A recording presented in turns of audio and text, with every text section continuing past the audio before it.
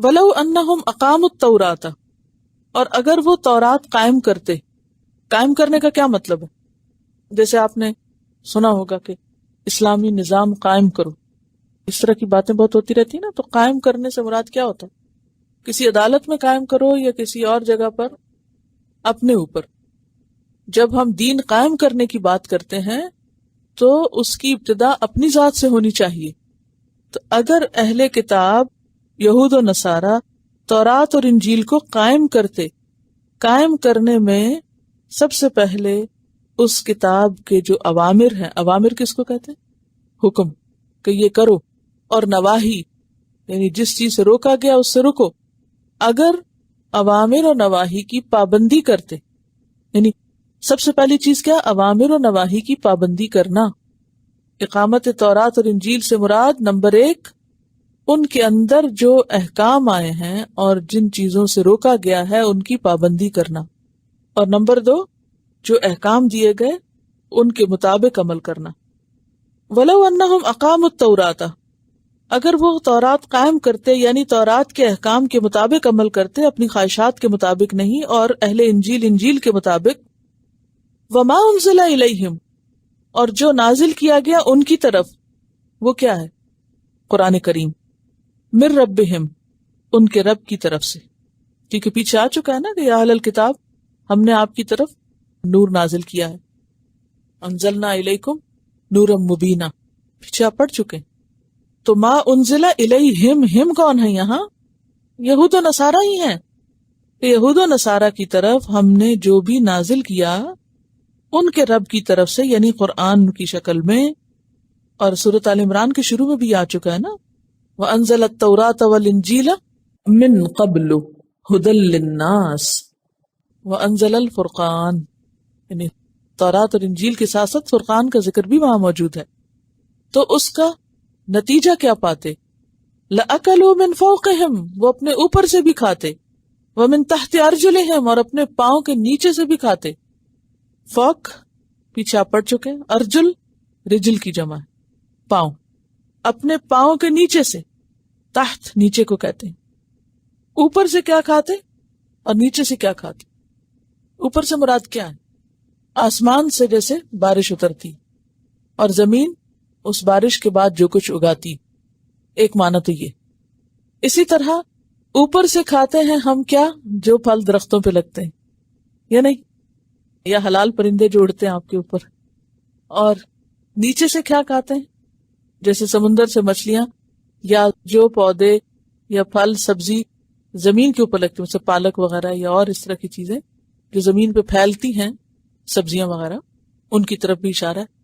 اسی طرح معدنیات وغیرہ جو منرلز ہیں زمین کے اندر، وہ بھی مراد ہو سکتے ہیں، جو انسان کی غذا کا حصہ بعض اوقات ہوتے ہیں، بہت سی بیماریوں کا علاج بھی ہو سکتے ہیں. تو لَأَكَلُوا مِن فَوْقِهِمْ وَمِن تَحْتِ أَرْجُلِهِمْ.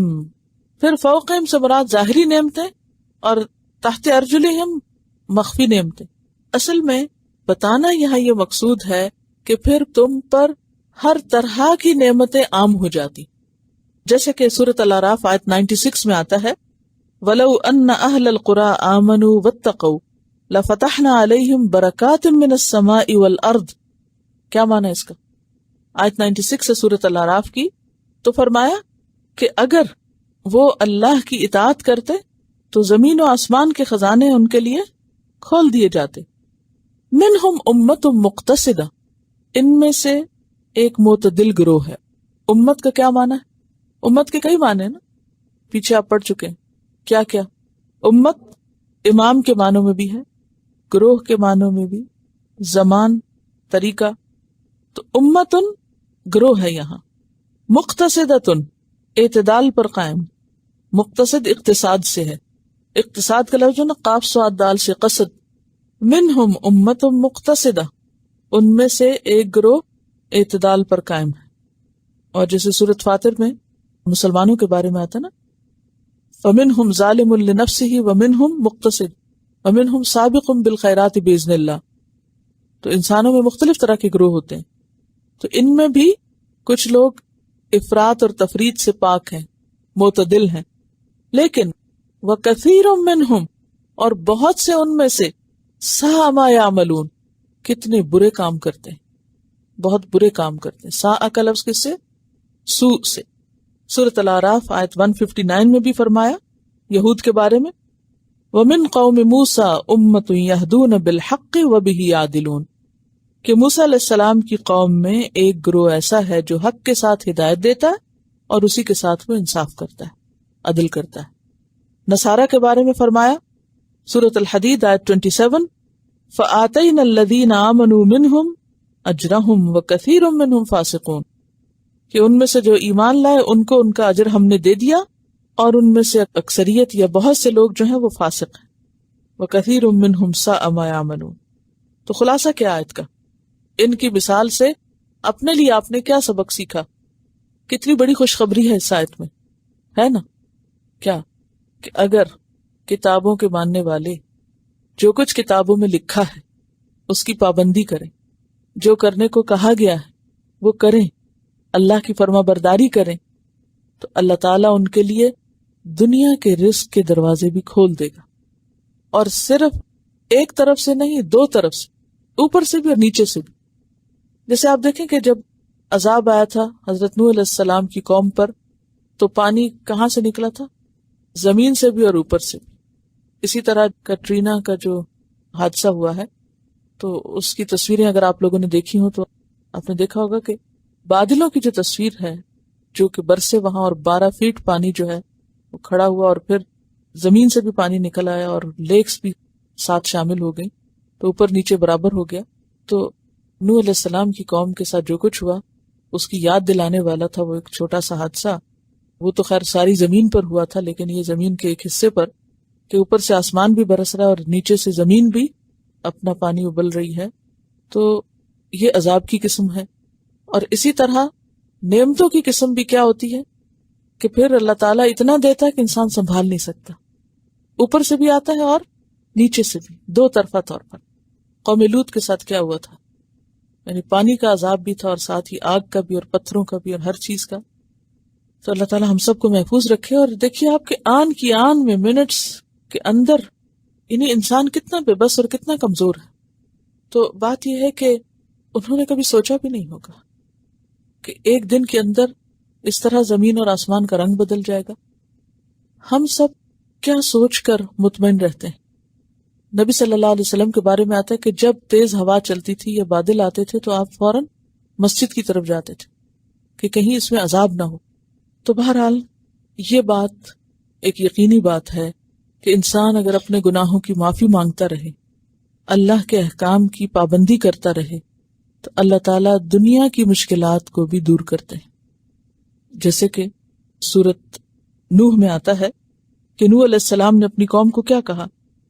فَقُلْتُ اسْتَغْفِرُوا رَبَّكُمْ إِنَّهُ كَانَ غَفَّارًا يُرْسِلِ السَّمَاءَ عَلَيْكُمْ مِدْرَارًا وَيُمْدِدْكُمْ بِأَمْوَالٍ وَبَنِينَ وَيَجْعَلْ لَكُمْ جَنَّاتٍ وَيَجْعَلْ لَكُمْ أَنْهَارًا، کہ تم اپنے رب سے استغفار کرو کیونکہ رب بہت بخشش فرمانے والا ہے، وہ آسمان کو بھی تمہارے لیے برسنے والا بنا کے بھیجے گا، یعنی خوب بارشیں ہوں گی، مال اولاد کی کثرت ہوگی، اور تمہارے لیے باغ اور نہریں بنا دے گا، یعنی زمین کا بھی پانی اور آسمان کا بھی تمہارے لیے رحمت بن جائے گا۔ لیکن جب انہوں نے نافرمانی کی تو زمین اور آسمان کا پانی ان کے لیے عذاب بن گیا، اور ان واقعات میں ہم سب کے لیے بہت بڑی عبرت ہے۔ تو اپنی انفرادی زندگی میں بھی ہم سب کے لیے کیا ضروری ہے کہ ہم اللہ کے احکام کی پابندی کرتے رہیں، کیونکہ یہ نہیں ہو سکتا کہ ایک انسان غلط کام کرے اور پھر اس کا نتیجہ اچھا نکلے، یہ نہیں ہوتا۔ یا تو انسان معافی مانگ لے یا پھر بھگتنے کے لیے تیار رہے۔ برائی برائی ہے، غلطی غلطی، گناہ گناہ ہے۔ پیچھے جیسے آپ نے پڑھا نا کہ اللہ ان کو ان کے بعض گناہوں کی وجہ سے مبتلا مصیبت کر رہا ہے یا کرے گا، اسی طرح یہاں پر کیا کہا گیا کہ اگر وہ بات مان لیں تو اس زمین پر بھی ان کے لیے رحمت و برکت کے خزانے کھول دیے جائیں۔ بعض اوقات ہم لوگ کئی قسم کی غلطیاں کر رہے ہوتے ہیں لیکن ہم ماننے کو تیار نہیں ہوتے، ہم اعتراف نہیں کرتے۔ تو انشاءاللہ میں استغفار پہ بھی مزید بات کروں گی آگے، کیونکہ آگے آ رہا ہے کہ وہ استغفار کیوں نہیں کرتے۔ تو استغفار کی بھی ضرورت ہے، اور استغفار انسان جو کرتا ہے تو اس کے پیچھے حکمت کیا ہوتی ہے کہ اپنی غلطی کو مانتا ہے. غلطی مانے بغیر خالی لفظ کی تکرار کے استغفار کرتا ہوں تو یہ کوئی استغفار نہیں ہوتی. نبی صلی اللہ علیہ وسلم کیا دعا مانگتے تھے کہ میں ان گناہوں کی بھی معافی مانگتا ہوں جن کو میں جانتا ہوں اور ان کی بھی جن کو میں نہیں جانتا. بعض اوقات انسان انجانے میں ناسمجھی میں غلط کام کر رہا ہوتا ہے اور کوئی اس کو کہے کہ تم غلط کر رہے تو وہ مانتا بھی نہیں, وہ ریئلائز ہی نہیں کرتا, اعتراف بھی نہیں کرتا, تسلیم بھی نہیں کرتا. تو جب تسلیم ہی نہیں کرتا تو معافی کہاں سے ہوگی؟ غلط بات کہنے سے بھی بچنا چاہیے کیونکہ بعض اوقات کہے کی بھی پکڑ ہو جاتی.